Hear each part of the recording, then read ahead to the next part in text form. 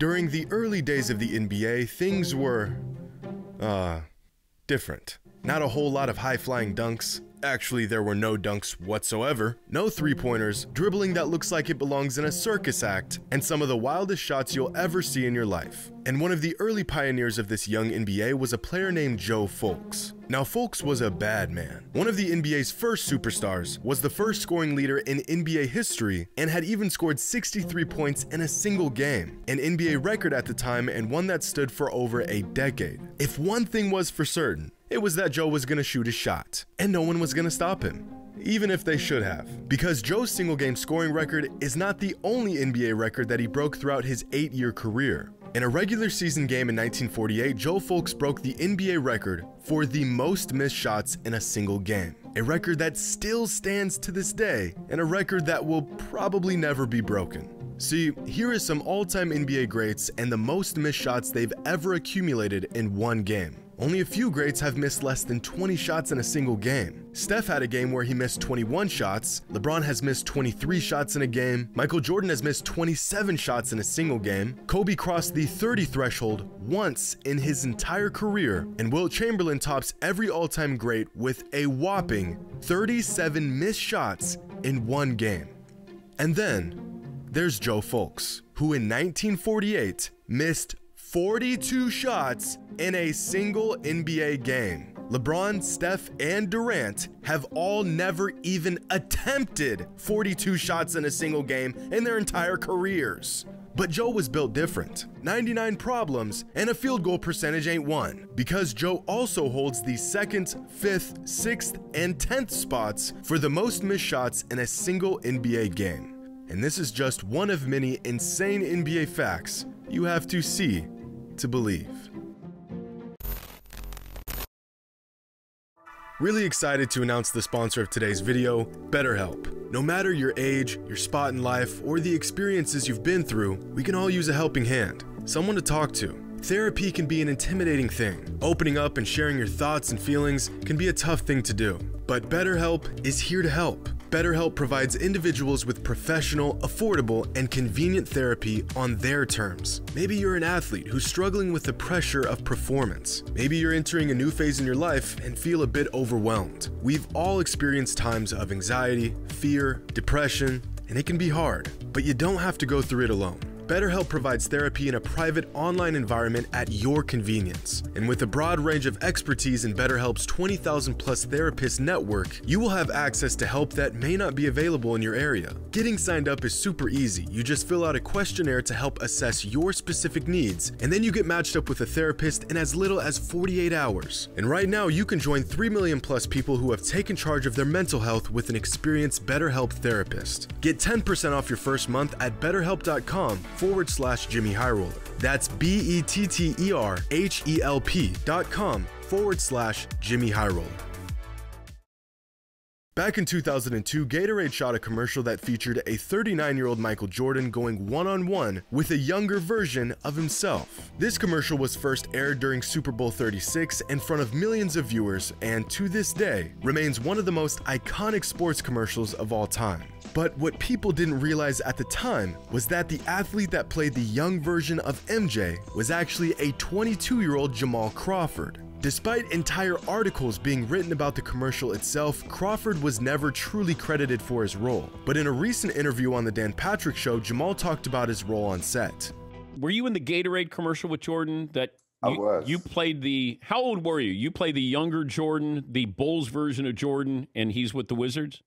Absolutely. I was 22, I believe, and I was the younger version. And I'm like, okay, what's the lines? He's like, no lines. Let's just talk. Let's play one-on-one. I'm like, there's no lines. Like, so I start reaching for the ball. He's like, you reach, I teach. Right? And he's kind of, I'm going off of his flow. I'm like, okay, am I playing? I'm trying to play like me. I'm trying to play, just play. After taking an extended hiatus from the game, Magic Johnson returned to the NBA in the 1995-1996 season to play for the Lakers one last time. His return didn't last long, and he retired for good in June of 1996. You want to know what else happened in June of 1996? The Lakers acquired some 17-year-old kid named Kobe Bryant and signed superstar Shaquille O'Neal, which means NBA fans were one season away from seeing a trio of Magic, Shaq, and Kobe all on the same team, a decision that would have changed the entire timeline of the NBA.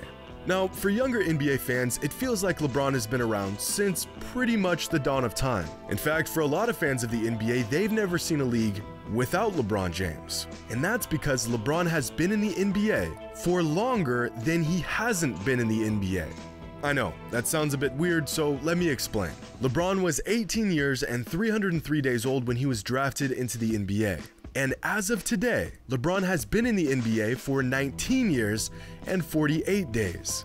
LeBron has been in the NBA for the majority of his life, and the majority of most of our lives. But he still has a few years to go before he reaches the ultimate NBA sage status that Vince Carter obtained a few seasons ago. By the time Vince retired, the span of his NBA career made up an absurd 30% of all seasons in NBA history. The man was a part of nearly a third of the NBA's entire existence. And throughout his career, he faced thousands of players, including not one, not two, not three, or four, or 5, 6, 7, 8, 9, 10, 11, but 12 father-son duos in the NBA. Yes, you heard that correctly. Vince Carter was in the NBA for so long that he played the father and the son of 12 different NBA families. Now, if you had to guess which player has the highest offensive rating in NBA history, who would you guess? Jordan, LeBron, Steph, maybe Shaq or Kareem, maybe even throw in a wildcard guess like Jokic or Giannis?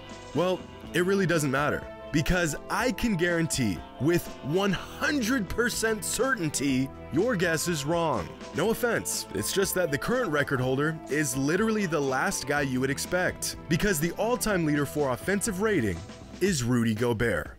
Rudy Gobert. For perspective, LeBron is 43rd all-time at 116. Steph, Durant, and MJ are all very close with career offensive ratings of about 117. And Rudy Gobert, the offensive juggernaut, tops every player in NBA history with an offensive rating of 127.4. Some advanced stats are really good. Not quite sure if this is one of them.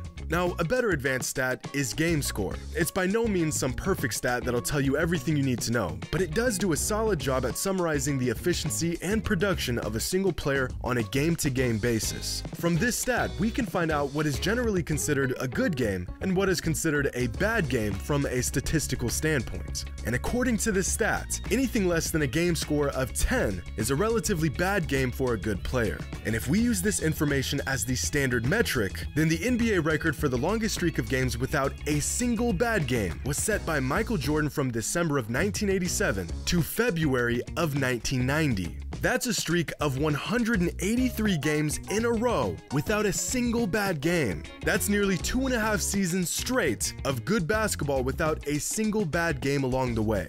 The next closest good game streak was set by Shaq from November of 1996 to April of 1999, a span of 152 games. LeBron had a streak of 132 games. Karl Malone had 2 streaks that lasted over 100 games. And to be honest, I don't see this record getting broken anytime soon, since the longest active streaks of good games in the NBA come from Nikola Jokic with 98 games, Joel Embiid with 68 games, and Giannis Antetokounmpo with 44 games. But there's a current streak of games by an active NBA player that has set an NBA record that will never, ever be broken.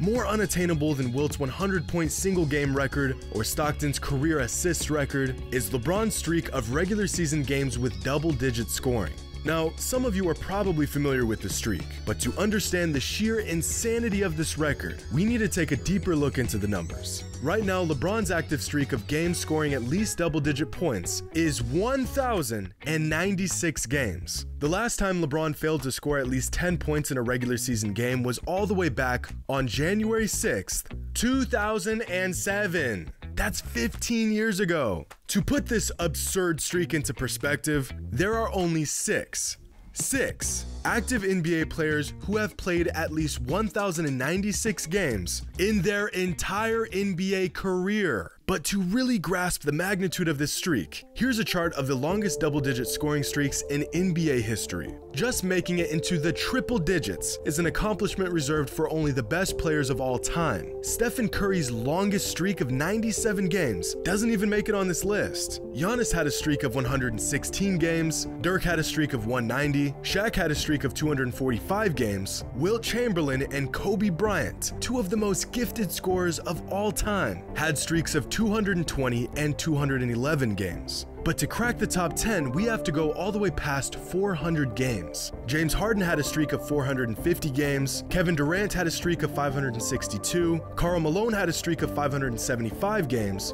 and with the top 3 streaks of all time are Kareem with 787, Michael Jordan with 866, and LeBron James with 1,096.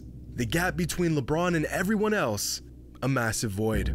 But what if we only include active streaks of double-digit scoring games on this chart?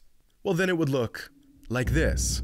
The next closest streak held by Luka Doncic with 167 games. Luka would have to score double-digit points in every game while playing at least 70 games a season until the 2035 NBA season to even come within reaching distance of this streak. And that, ladies and gentlemen, is an unbreakable record, and an NBA fact you had to see to believe. Hope you all enjoyed, and as always, until next time.